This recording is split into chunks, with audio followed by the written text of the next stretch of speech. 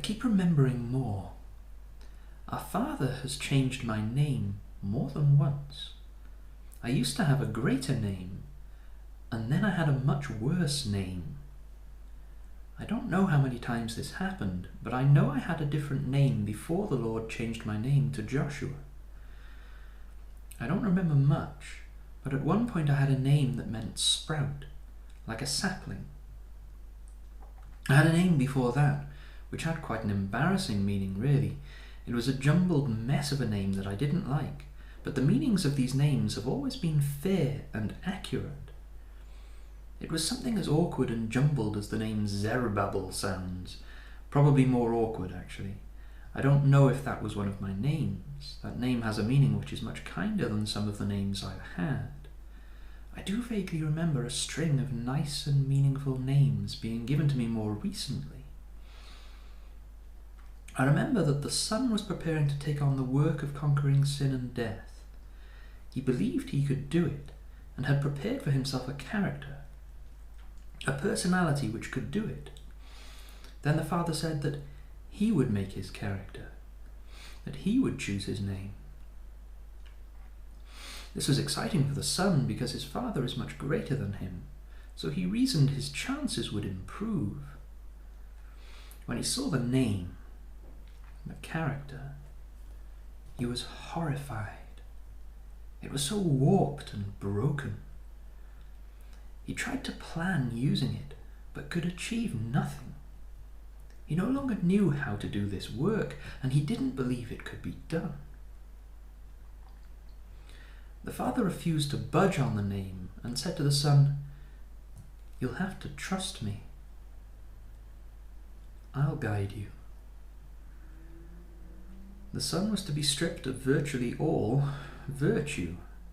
He would have to be restored by faith in his Father who would guide him. The Son would be a shattered mess with no recollection of who he was. That was what had to be, and that is what came to pass. When the Son was still with his Father, the Father gave him another name. I don't know if this replaced his name. I lean to thinking that this was an additional name by which he could be called. This name had a feminine character and was quite a shock to those who heard it. As these are true names, then I suppose that these could be considered roles which can be taken up and explored. It makes sense that the Son could have many names if that's the case, but I don't know this. It could have been an extension to his name rather than something separate.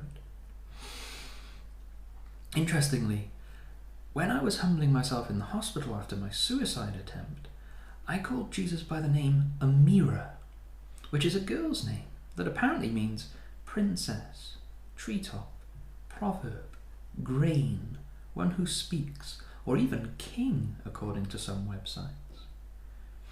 I probably used this name because I came across it from material related to the Law of One books, but it may have crossed my path for that reason. It's just an interesting thing I wanted to note. When the Father changed my name to mean sprout, I asked him what the name meant. That's why I know. At that time, I asked him what my old name meant.